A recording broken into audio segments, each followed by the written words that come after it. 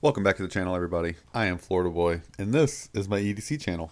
Today we're going to be taking a look at something pretty special, and I say it's special because my buddy Dan sent it to me in the most recent package that he sent out. If you haven't seen that video, make sure you go over and check it out. That was a banger unboxing. That was just absolutely insane. So today we're going to be taking a look at the Kizer Swayback. Let's get into it.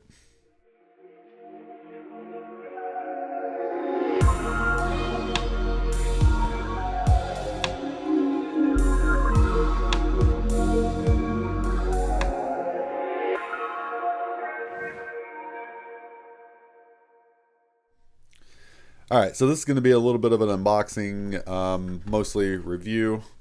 Here you can see we are looking at the Kizer Swayback. Designer is Swags. There is your model number. And this is the purple G10 with steel liners. And it is in 690. And I'm super excited to finally do the review on this. I did take a look at it and fidgeted a couple times whenever I opened up the package from Mr. Dan. And this actually is going to my wife. It is not mine.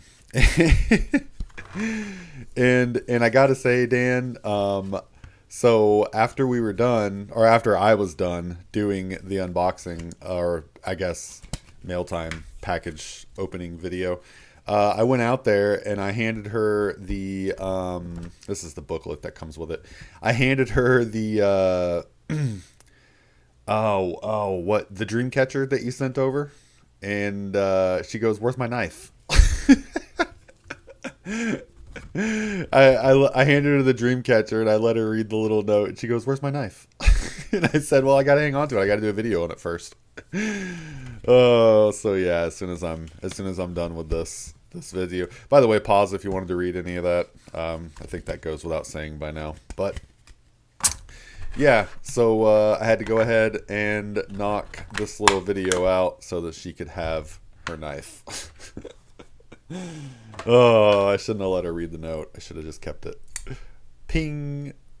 Oh man, this thing is cool. Look, see me looking for a liner.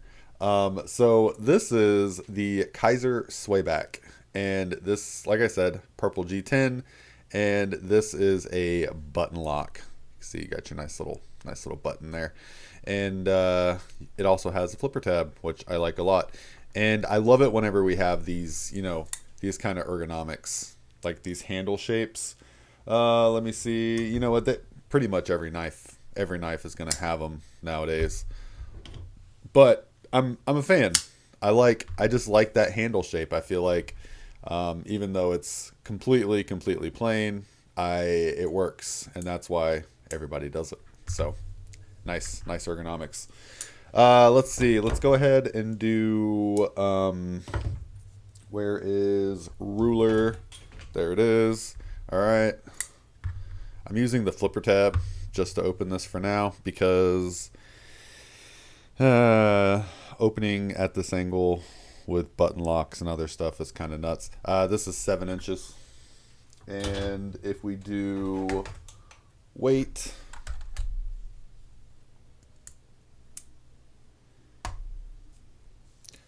2.8 ounces.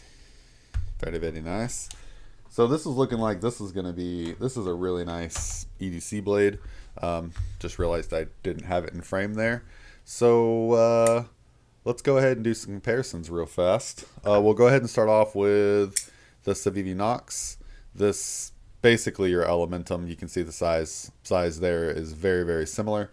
I like it. I like the size. It's a very pocketable size, and I'll pull out my my little cut pocket that I use. But I do like it. It's very comparable in size to the Elementum and the Nox. You do have that modified worn cliff sheep's foot blade, whatever you want to call it. It is a worn cliff, but they always have these different names for these blades. Here it is next to the Olight Freeze 2 in copper. And the Olight is definitely a little bit bigger. If you carry the Nox, you can see carry profile here. It is kind of thick. It's deceivingly thick, but it is because it has those steel liners with the G10 nested on top. And if you look at it like next to a Freeze 2, there you go. It's a little bit more comparable. So let's see. Let's look at the boom. How about the Rat Model 1? You can see it just towers over this. The Rat. You can EDC a Rat, but you know, it's just kind of a big blade. I don't normally use this one for comparison videos, but this guy is kind of setting the internet on fire, so why not? Here it is next to the EXO, the Ria EXO M, the new one, and there you go. You can see that it is actually just a hair smaller from the blade, and we will take a look at it now. That's about all I'm going to do for size comparisons. Man, the button lock on this thing. So the flipper tab works very well, but watch this. Whenever you hit that button, yeah, that's what it's supposed to do. Yes, I am not letting go of the button on purpose so that it bounces. I figured everybody wanted to see that. So blade material, this is N690, and like I said, that is a Wharncliffe style blade, and this doesn't look like it got a whole lot of use from Dan. Probably just a fidget knife. And are we running? Here you go. You can see that lock. Let me hold it this way so that this knife doesn't bite me. There you go. For anybody who wants to actually see the lockup in the action. 0 blade play at full lockup. And we are perfectly center. And you have that nice little, yeah, I was going to say standoff. I mean, I guess they multi-purpose that standoff. That is a standoff and definitely like a lanyard attachment point, which is cool. I actually like this knife a lot. Oops, there we go. I don't know, I like the size. It is definitely fidget friendly. You'll have to excuse me when it doesn't go out all the way. I am literally doing this sideways instead of doing it this way, because if I did, I would probably kill my camera. So, the Kizer Swayback. This thing is pretty nice. I don't think they were very expensive. I think they're... the only problem is I just don't think they're readily available. I want to say these were somewhere around 100. I believe somewhere around 100. But if you can pick one up, I definitely like the action. I think everything is very, very smooth. Here, take a look at that G10. It looks very textured, but it is very textured, but it's not super aggressive, which is what I like. There you can see your maker's mark right there. Swags. Got a little heart on there. My wife is going to love this knife. I haven't even let her see it yet, because I know if she saw it, I would be immediately rushed to try to get it to her. And I'm trying to avoid that. If you didn't see the other video, here's the second knife that Dan sent me. And I've been fidgeting it since I opened it. Yes, I've already done the video on it. You probably haven't seen it yet. Or you might see it before this one. I haven't decided yet. But I've been fidgeting this one like crazy. Action on this is just insane. It just flies open and it's ting. Oh man. So one thing I don't do a whole lot, which I wanted to start doing, is I wanted to set these next to a flashlight. And I'm gonna grab a i5. Here we go. Sorry, not prepared. So here it is next to an Olight i3T and an i5. This is an i5R, but it's the same size as an i3T if you have either. So you can see there the size. I feel like putting it up next to flashlights. I do an awful lot of flashlight videos. I feel like setting it next to flashlights will really just give you an idea of the size. And you know, that's my biggest thing, is I always want to know exactly what the size is. Like, I just want to know. Oh man, jimping is nice on the top of this. See, I'm getting better with that action. Shouldn't open my mouth. Jimping on the top is very nice. Hold on, let me focus. There we go. Not super aggressive, but it does feel good in the hand. You don't really have a finger choil there at all, but you really don't have to worry about sliding up and hitting because the flipper tab is going to stop your hand if you're really trying to choke up and get down and dirty, get to business. There's your pivot. Let's go ahead and see what we're working with. Let me go ahead and close this Civivi Nox before I end up implementing my hand into that. So that looks like probably T6 hardware is going to be my guess. You see this stuff? This is nice, right? So I have something on the way. I ordered some new stuff from CountyCom. And no, is that a T8? I ordered a one of those titanium overbuilt screwdrivers that is completely and utterly unnecessary, but I had to have it. And I'm really excited about it. Okay, so your pivot screw is a T8. And my guess is going to be this. Smack my camera around. Yes, T6. Okay. So pivot is T6. Pivot is T8. Your clip is T6, and that standoff / lanyard spacer on the back is going to be a T6 as well. All right. Oh, let me get this out of the way so we can continue with our business here. This is not tip up, tip down. This is tip up only, like this, right chong, and it is right or left-handed carry. You can alternate that clip with just a T6. This opens really nice from both aspects. Yeah, that feels nice. That's a nice knife. Kizer makes nice knives. Nice knives. I don't know how I said that. I'm grabbing another one. This is the Kansept Shard. Another knife that Dan sent me.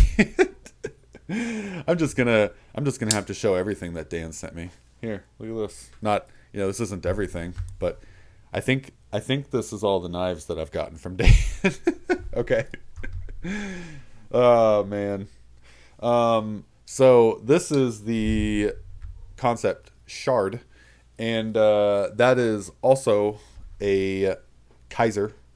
Some of the people from Kizer went and started Kansept, and this is, so I guess some of the designers, and this is what you ended up with. But that's the cool thing about Kizer is I feel like with Kizer, it's just one of those brands. You can look at a Kizer knife and go, that's Kizer. And that is not a bad thing. That is totally awesome. It's nice to be able just to see a knife and kind of know the brand. Whoop, knocking everything over. Don't ignore that. Ignore that. I'm not going to edit it out. I try not to edit out a whole lot during my videos because I don't know. I like to keep it genuine. Just the way I am. Cool like that. All right. So what does it look like in a pocket? Well, the retention on that spring is pretty heavy. Or retention on that clip. Well, there you go. Move it over to the corner because that's where most people keep it. And that is what your carry profile does in fact look like. Here is the Civivi Nox to give you an idea of the difference there. And I'll just throw one more in. Here is your Olight Oknife Freeze 2, whatever you want to call them. And the whole reason why I like to show Oknife, I don't think a lot of people know this, but and don't ask me which ones. I honestly don't know which ones, but apparently a lot of the Oknifes are made by Kizer. So interesting, right? But here you go. So, which is probably why this kind of looks like a Kizer.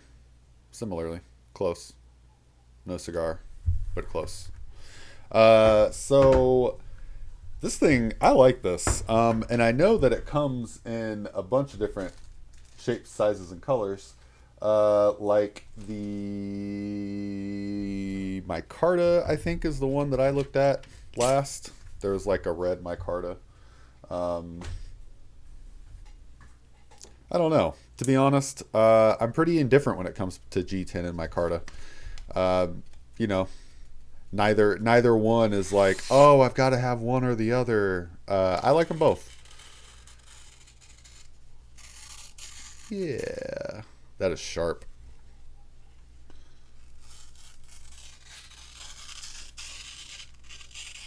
Yeah, that's a sharp blade. Because the paper test tells you everything. I waste so much paper. Look at that. Yeah, so this thing is sharp.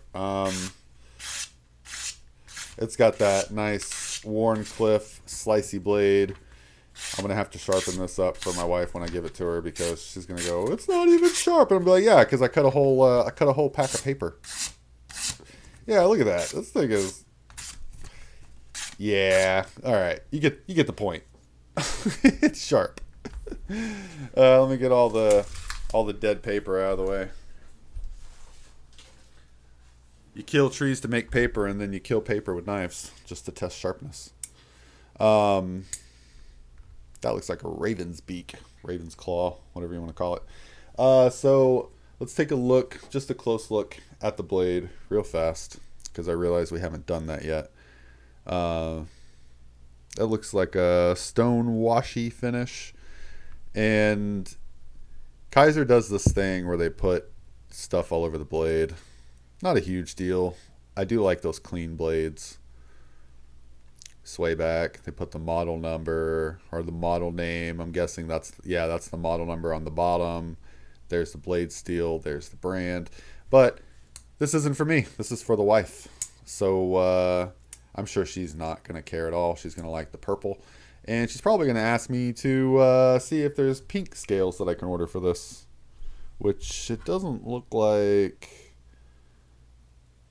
It doesn't look like it's an easy install. It's not hard, but too bad it's not like the NAF Lander where you can just pop it open or take off a couple screws and then bam, there it is.